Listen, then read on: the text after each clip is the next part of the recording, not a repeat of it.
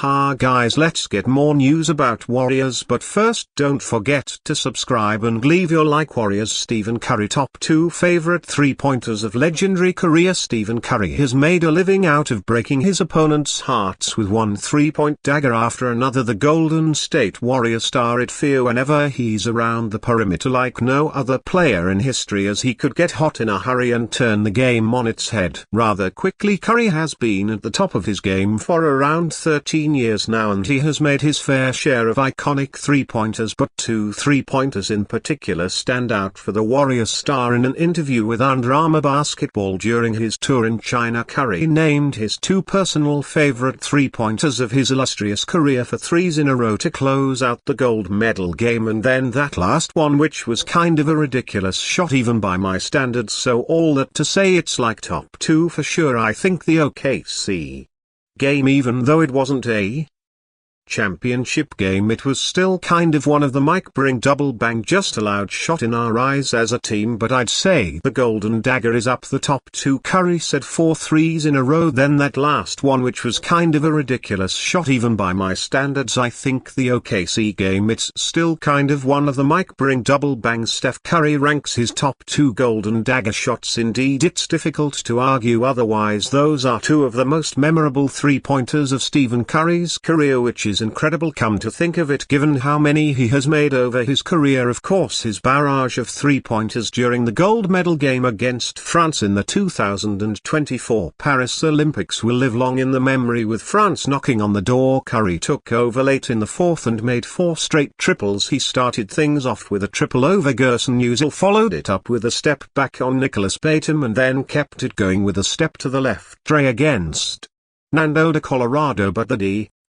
difficulty level on his 43 is simply ridiculous. Despite facing a double team, Curry uncorked an off-balance 3 going to his right and switched the ball home, prompting a well-warranted night-night celebration to seal the gold for Team USA. And then the 3 heard around the world back in 2016 against the Oklahoma City Thunder remains insane to this day. No one other than Curry would have the audacity to pull up from near the half-court line with the game on the line and have the skill to make the shot. Curry has a few more years still to add to his laundry list of ionic 3-pointers, but it will be very difficult for the Warriors star to top the 2 he mentioned, as Stephen Curry showed when he represented Team USA in the 2024 Paris Olympics. He still has plenty of gas left in the tank, thus it's imperative for the Warriors to put Curry in the best position to succeed moving forward as he continues his search for ring number 5. But given how loaded the Western Conference is there,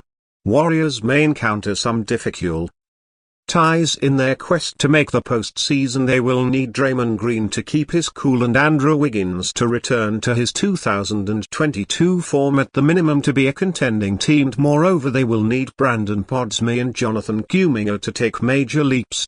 Steph Curry receives massive reception in China for his Curry brand tour. While the 2024 Paris Olympics perfectly showcased Steph Curry's brilliance on the court, it also highlighted how much of a global icon he is off the court. His worldwide popularity was further highlighted as Curry arrived in China on Tuesday for the start of his 2024 Curry brand tour. The Golden State Warrior superstar was welcomed with a massive reception, with fans lining the streets taking pictures and cheering as he made his way through the crowd. Curry and fellow Curry brand ambassador De'Aaron Fox are in China to promote their new signature shoes. Curry will be revealing new colorways for the Curry 12s, while Fox debuts his first signature shoe with their brand. For more on this and other news around the NBA, here is our latest news roundup for Wednesday, September 11th. How did you leave it with the guys who didn't play so much, specifically Jason Tatum and Tyrese Halliburton? Those guys were all great. Jason handled things so well, then obviously it became a media subject, but he couldn't have handled it better. Tyrese, same thing, every game was different, and we talked about that from the first night. 12 superstars and probably only 9 can play consistent minutes. They handled themselves things really professionally and pulled for each other. I couldn't be prouder of them all. This may seem like a bit of a low ranking for superstar point guard Stephen Curry. After all, he's coming off third-team All-NBA honors. Just one clutch player of the year, was an All-Star and put up over 26 points and 5 assists per contest on 40.8% shooting from three. But despite his impressive production, the Golden State Warriors missed the playoffs for the second time in the last 4 seasons. Plus Curry's next season will be his age 36 campaign. So if we project a slight drop-off for the former 2-time league MVP and progression from other promising young guards like Haliburton and Brunson, Curry's place on this ranking starts to make more sense. Even so, we expect Curry to remain among the elite of the position in 2024-25 and challenge for all NBA honors once more. We just think that the next campaign might be a bit of a passing of the guard season in the point guard hierarchy in the NBA. Lakers could have interest in 4-time All-Star center NBA cap expert if the Los Angeles Lakers do not want to take back Zach LaVine's monster contract. The other former NBA All-Star player on the Chicago Bulls roster could be an alternative trade option according to Bleacher Report's salary cap expert Eric Pincus. The Lakers could have an interest in Nikola Vucevic. Pincus wrote on September 10, the 33-year-old Montenegrin center has 2 more seasons left on his 3-year $60 million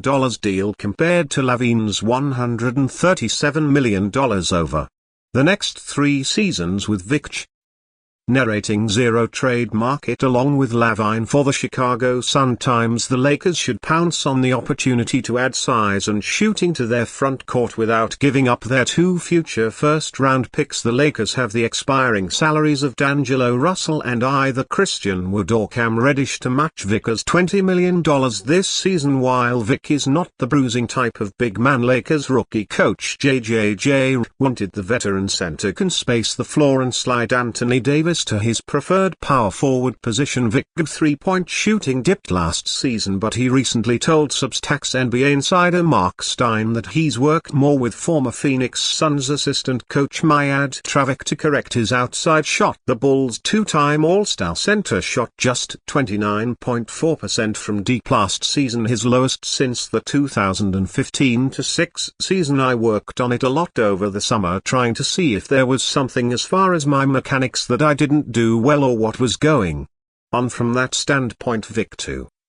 LD Stein: I think there's some things that I could have done better, so I worked on it. A lot of reps as always. I'm sure at some point last year one was also overthinking shots, and so shots that I would normally make, when you start thinking too much you start missing those as well. Vic attributed last season and shooting woes to a mix of things and overthinking. Despite his outside shooting dip, Vic still averaged 18.0 points per game with 10.5 rebounds over the summer. It went well and hopefully it continues to go well. Vic told Stein it's a big thing obviously, because nowadays as a big man if you can step out and shoot threes at a good percentage it changes everything for you and the team and everybody, so it's definitely something I want to make sure I improve. Vic shot 40% from deep in his final year in Orlando and 38.8% during his first season with the Bulls in 2020-21. Made it known he wants a big bruising man next to Davis to slide him to his preferred power forward position. You